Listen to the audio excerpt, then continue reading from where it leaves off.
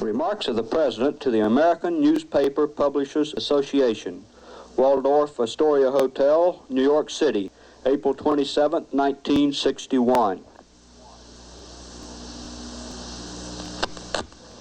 Mr. Chairman,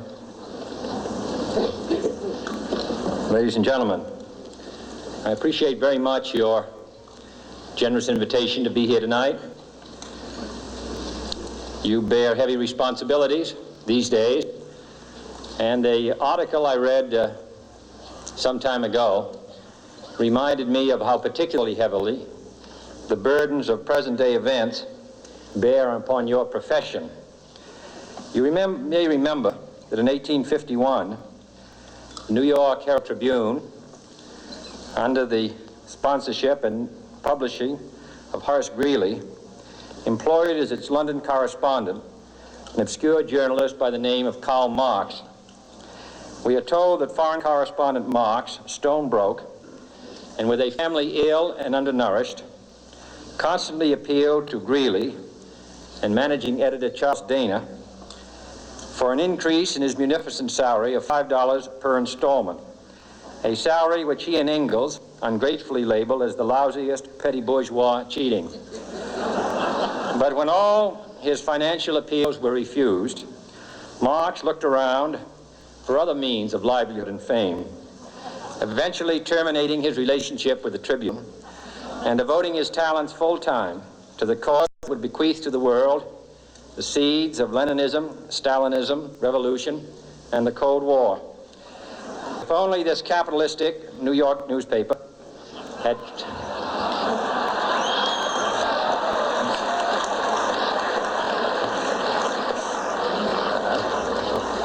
treated him more kindly,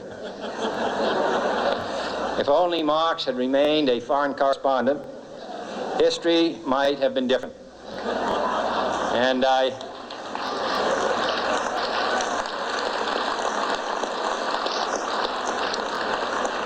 hope all publishers will bear this lesson in mind the next time they receive a poverty-stricken appeal from a small increase in the expense account from an obscure newspaper man.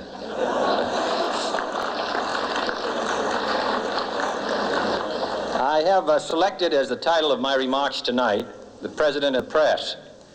Some may suggest that this would be more naturally worded, "The President versus the Press," but those are not my sentiments tonight. It is true, however, that when a well-known diplomat from another country demanded recently that our State Department repudiate certain newspaper attacks on his colleagues, it was unnecessary for us to reply that this administration was not responsible for the press, for the press already made it clear that it was not responsible, this administration.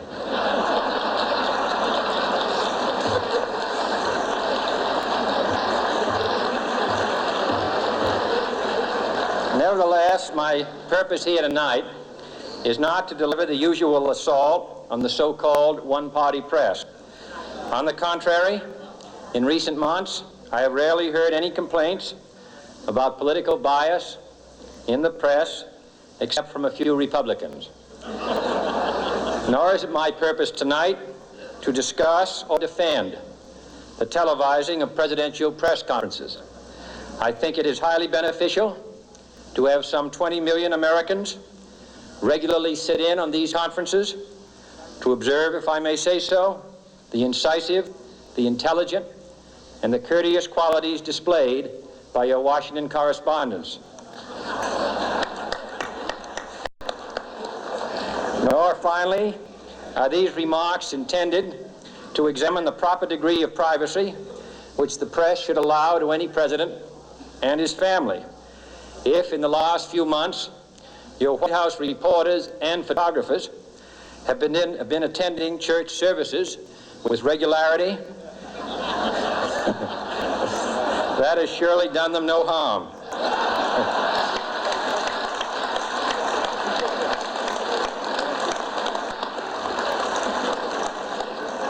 On the other hand, I realize that your staff and wire service photographers may be complaining that they do not enjoy the same green privileges the local golf courses, which they once did. It is true that my predecessor did not object, as I do, to pictures of one's golfing skill in action, but neither, on the other hand, did he ever be a Secret Service man. My topic tonight is a more sober one, of concern to publishers as well as editors. I want to talk about our common responsibilities in the face of a common danger.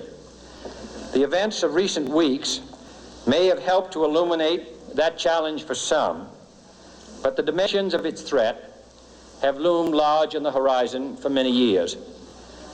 Whatever our hopes may be for the future, for reducing this threat or living with it, there is no escaping either the gravity or the totality of its challenge to our survival and to our security, a challenge that confronts us in unaccustomed ways in every sphere of human activity.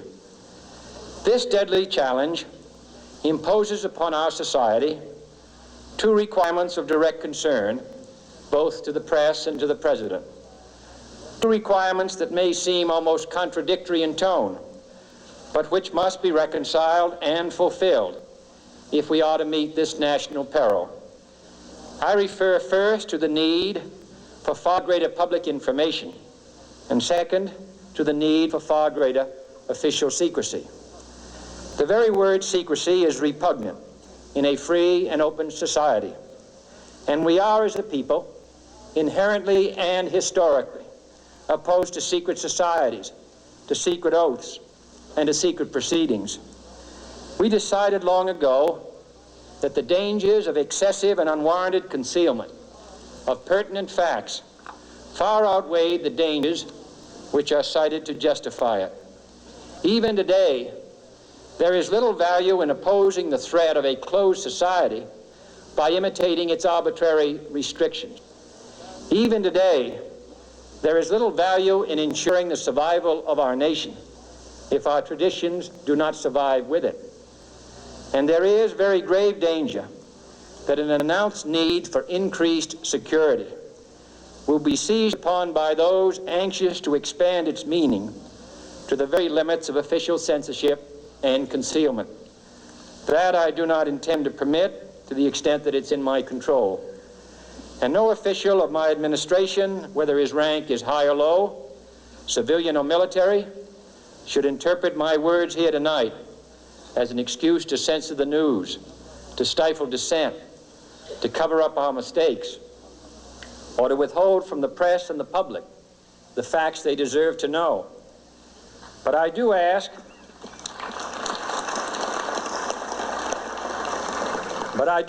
every publisher, every editor, and every newsman in the nation to re-examine his own standards and to recognize the nature of our country's peril.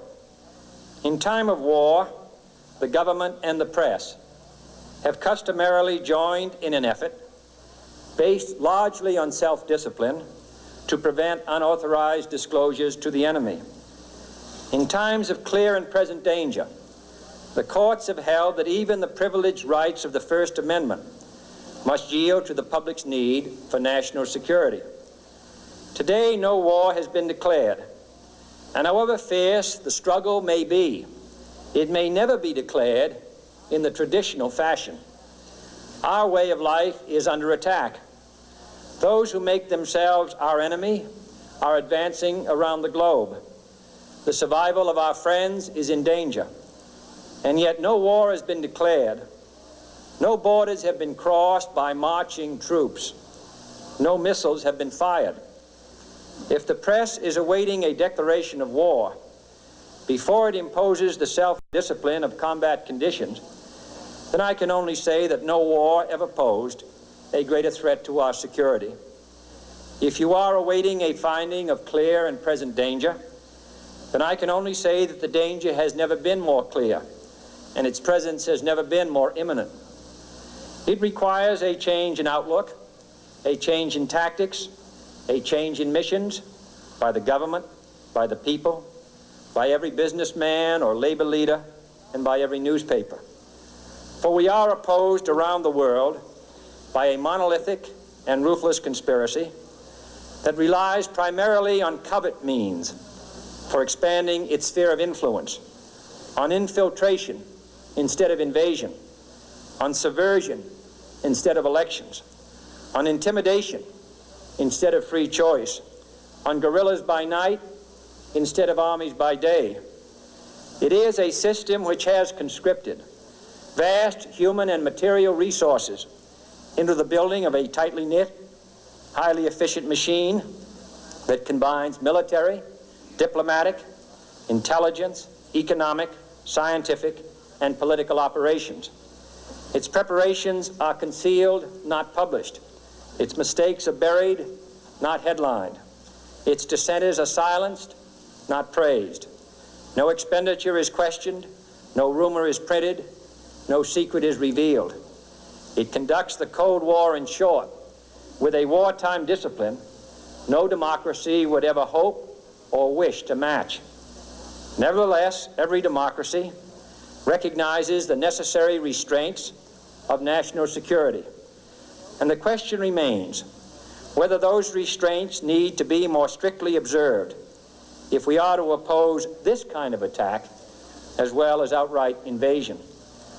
For the facts of the matter are that this nation's foes have openly boasted of acquiring through our newspapers information they would otherwise hire agents to acquire through theft, bribery, or espionage. That details of this nation's covert preparations to counter the enemy's covert operations have been available to every newspaper reader, friend and foe alike. That the size, the strength, the location, and the nature of our forces and weapons, and our plans and strategy for their use, have all been pinpointed in the press and other news media to a degree sufficient to satisfy any foreign power, and that in at least one case, the publication of details concerning a secret mechanism whereby satellites were followed required its alteration at the expense of considerable time and money. The newspapers which printed these stories were loyal, patriotic, responsible, and well-meaning. Had we been engaged in open warfare, they undoubtedly would not have published such items. But in the absence of open warfare, they recognized only the tests of journalism and not the tests of national security. And my question tonight is whether additional tests should not now be adopted. That question is for you alone to answer. No public official should answer it for you. No governmental plan should impose its restraints against your will.